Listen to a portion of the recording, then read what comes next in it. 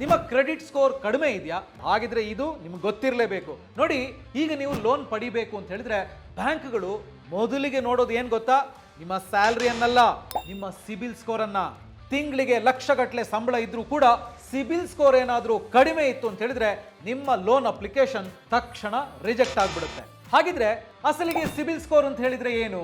ನೋಡಿ, ನೀವು ಪಡೆದ ಲೋನ್ ಅಥವಾ ಕ್ರೆಡಿಟ್ ಕಾರ್ಡ್ಗಳನ್ನ ಎಷ್ಟು ಜವಾಬ್ದಾರಿಯುತವಾಗಿ ನೀವು ಬಳಸ್ತಾ ಇದ್ದೀರಿ ಅಂತ ತೋರಿಸುವ 3 ಅಂಕಿಯ ಸಂಖ್ಯೆಯೇ ಸಿಬಿಲ್ ಸ್ಕೋರ್.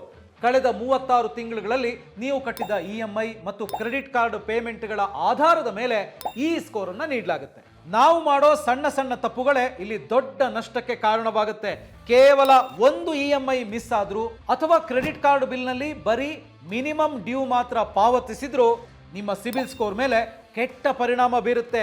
ಅಷ್ಟೇ ಅಲ್ಲ, ಪದೇ ಪದೇ ಲೋನ್ ಅಥವಾ ಕ್ರೆಡಿಟ್ ಕಾರ್ಡ್ಗೋಸ್ಕರ ಅಪ್ಲೈ ಮಾಡೋದು ಮತ್ತು ಕ್ರೆಡಿಟ್ ಕಾರ್ಡ್ ಲಿಮಿಟ್ ಅನ್ನ ಅತಿಯಾಗಿ ಬಳಸೋದು ಕೂಡ ಸಿಬಿಲ್ ಸ್ಕೋರ್ ಕಡಿಮೆ ಆಗೋದಕ್ಕೆ ಕಾರಣವಾಗುತ್ತೆ. ಆದ್ರೆ ಹೆದರೋ ಅವಶ್ಯಕತೆ ಇಲ್ಲ. ಸಿಬಿಲ್ ಸ್ಕೋರ್ 750ಕ್ಕಿಂತ ಹೆಚ್ಚು ಮಾಡೋದು ದೊಡ್ಡ ಸಾಹಸ ಏನಲ್ಲ. ನಾನು ಈಗ ಹೇಳುವಂತ ಈ ಸಿಂಪಲ್ ಸೂತ್ರಗಳನ್ನ ನೀವು ಪಾಲಿಸಿದ್ರೆ ಸಾಕು. ಹಾಗಿದ್ರೆ ಏನ್ ಮಾಡಬೇಕು ನೋಡಿ, ಯಾವಾಗ್ಲೂ EMIಗಳನ್ನ ಟೈಮ್ ಟು ಟೈಮ್ ಪೇ ಮಾಡಿ, ಸರಿಯಾದ ಸಮಯಕ್ಕೆ ಸರಿಯಾಗಿ ಪಾವತಿಸಿ.